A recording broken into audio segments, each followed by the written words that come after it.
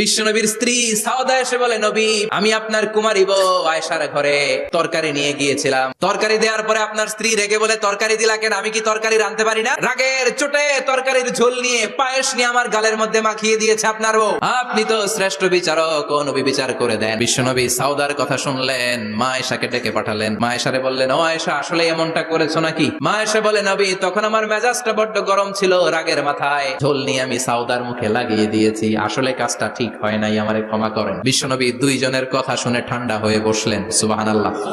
দুইজনের কথা শুনে বিশ্বনবী বললেন, আমার আদালতের রায় হচ্ছে কিসাস। সাউদাকে যেমনি তুমি পায়েস মাখিয়ে দিয়েছো, সাউদাও পায়েসের বাটি থেকে কিছু পায়েস নিয়ে আয়েশার গালে মাখো। সুবহানাল্লাহ পড়েন।